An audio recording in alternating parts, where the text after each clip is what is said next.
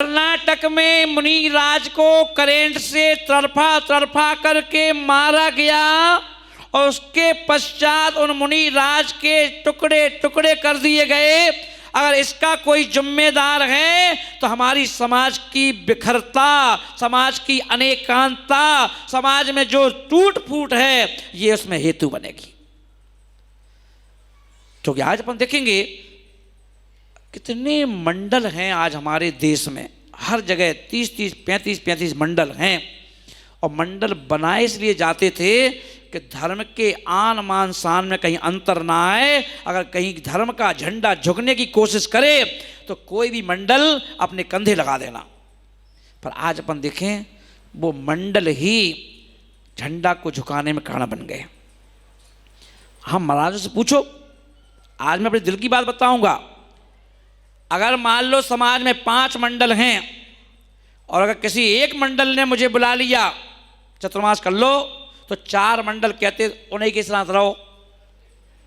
अगर हमारी बात मान लेते तो हम यहाँ चतुर्मास करवाएं, हमारी बात मान लेते तो वहाँ चतुर्मास करवाते। फिर देखो हम ऐसा करवाते वैसे करवाते। अरे भैया एक ने करवाया तो खुश होना चाहिए कि चलो भैया कम से कम इन्होंने अच्छा काम किया, साधु संतों को ला करके नगर में प्रवेश करवा दिया और उनको चतुर्मास करवा दिया। हम सब इनके सहयोगी बनेंगे, क्योंकि ये चतुर्मास किसी एक व्यक्ति का नहीं है, एक मंडल का नहीं है। ये चतुर्मास किसका है? दिगंबर संत का है। ये सोच होना चाहिए।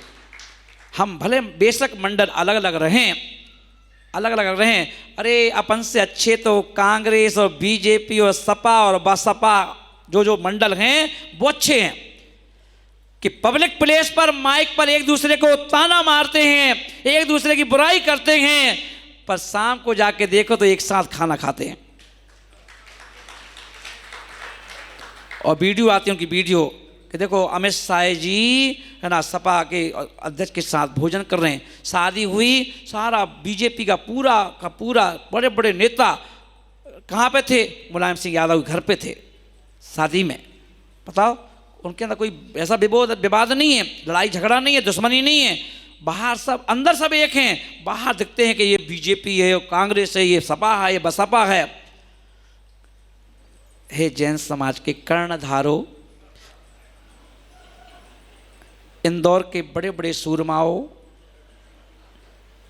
हमें खाली घर में ही नहीं चिल्लाना है, हमें एकता का परचम फैलाओ कि जिससे कि कोई भी अन्य समाज का व्यक्ति समाज की तरफ टेढ़ी आंख ना कर पाए।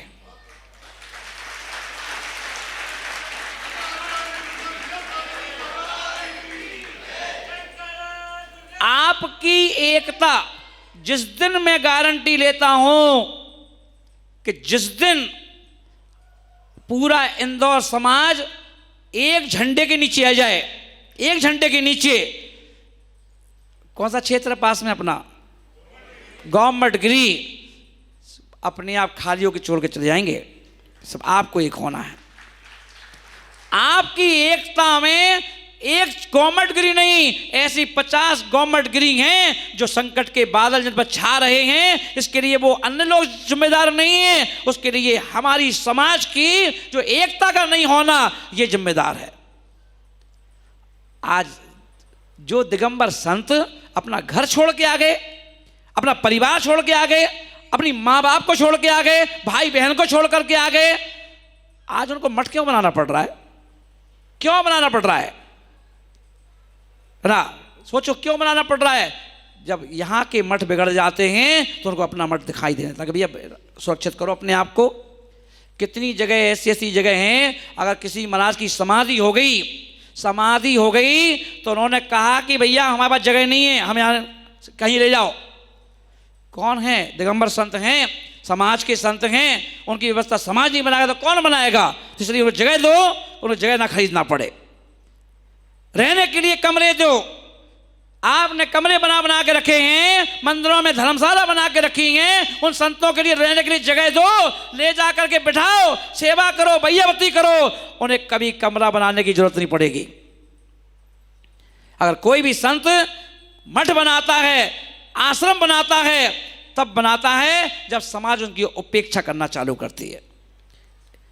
एक को बुला लेती है, एक को देख करके खुश हो जाती है और एक को देख करके नाक टेढ़ी कर लेती है ना। अगर कोई आचार्य विद्यासागर जी महाराज आ जाएं तो सब पहुंच जाएंगे, कोई दूसरे महाराज जी आ जाए तो तू जा, तू चला जा, तू चला जा। क्यों? ऐसा क्यों? जैन धर्म की रक्षा कर रहे हो कि जैन धर्म की अप्रभावना कर रहे हो? आज अपन देखें, टुकड़े टुकड़े करने की एक मुनि राज को ऐसी अजैन व्यक्ति बोल रहा है कि बताओ जैन धर्म में और इतने बड़े संत 35 साल जिनको हो गए और उनके टुकड़े टुकड़े कर दिए गए। अभी तक तो सुनते थे लड़की के हो गए, सुनते थे लड़के के हो गए, पर जैन मुनि के वो समय नहीं है जब 500 मुनि राजाओं को घानी में पेल दिया गया था। अरे ये समय वो समय है, हमारे शेर चीते ये तो बैठे हुए हैं, इनके रहते हुए कोई व्यक्ति के दिमाग में ये बात आ कैसे गई? आज मैं जहां भी जाता हूं उन सारे युवाओं को ललकारता हूं, युवाओं को जोश देता हूं कि सारे हमारे नगर के, हमारे समाज के सारे युवा एक हो जाओ, ऐसे टीम बना के रखो।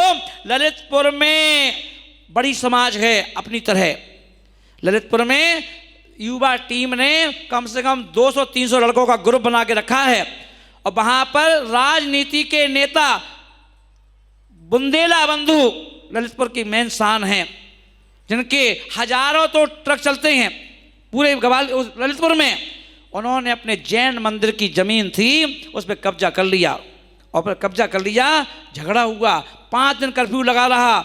जैन समाज के सारे लड़के अगर वो वहाँ से एक गोली चलाते थे तो वहाँ से वो 10 चलाते थे जैन समाज के लोग। अगर वो किसी एक जैन को पीटते थे तो वो 5 उन लोगों को पीटते थे। पर वो दिखाया कि हम कम नहीं हैं, आखिर बुंदेला बंधु को पीछे हटना पड़ा, जगह खाली कर दी।